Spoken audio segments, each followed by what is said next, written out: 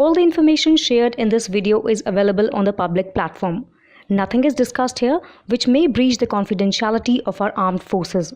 Defense Detective respects our defense forces and works only on the information that is available for public use. Nepalese Prime Minister KP Sharma Oli headed to Beijing on Monday as Nepal seeks a new framework for China-funded infrastructure projects under the Belt and Road Initiative, BRI. In 2017, China and Nepal signed a BRI framework agreement. However, not a single project has commenced work.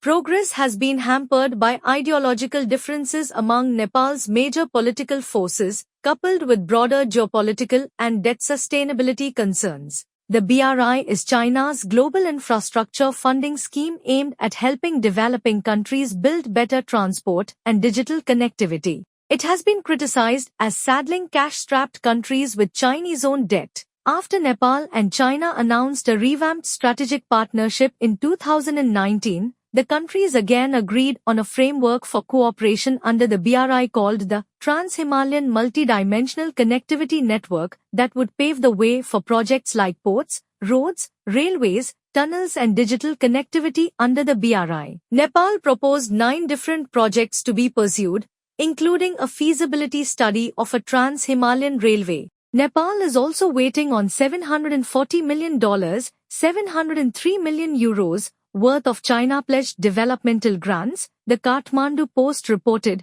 including those announced during President Eleven's visit to Nepal in 2019. During Oli's Beijing visit this week, his first trip abroad since becoming Prime Minister in July, stakes are high on showing progress towards execution of the BRI projects and release of the pledged Chinese development grants. Nepal proposes a new BRI cooperation framework. Prime Minister Oli is set to meet Chinese President Xi and Premier Li Qiang in Beijing on 3 December and is expected to urge the Chinese leadership to endorse a new BRI cooperation framework pushed by Kathmandu. The framework highlights Nepal's preferences for Chinese grants over loans to finance BRI projects, a senior foreign ministry official told DW, requesting anonymity. Nepal also wants to focus more on physical connectivity and energy infrastructure and is open to China potentially diverting its pledged development grants to BRI project funding.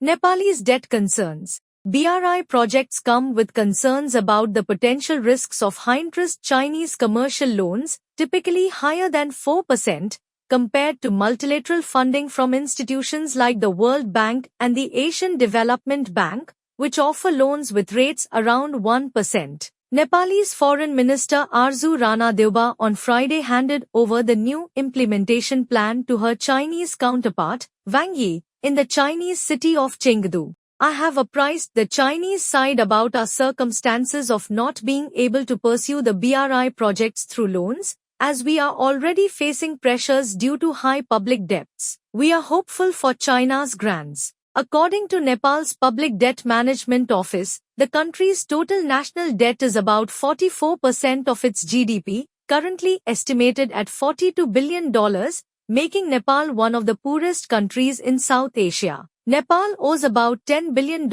in foreign debt, most of which is to the multilateral donors like the World Bank. China's share of this is about 4%. Seeking political consensus in Nepal. Nepal's efforts to balance its relations with India and the United States, both intent on containing China's growing influence, have complicated its approach to the BRI. These pressures have undermined Kathmandu's ability to focus solely on its development priorities when negotiating with China. For years, Nepal's 2 largest political parties, Nepali Congress and CPNUML, were ideologically poles apart as to how to pursue Chinese investments. Nepali Congress advocates for BRI projects, including the proposed Trans-Himalayan Railway, to be financed through Chinese grants.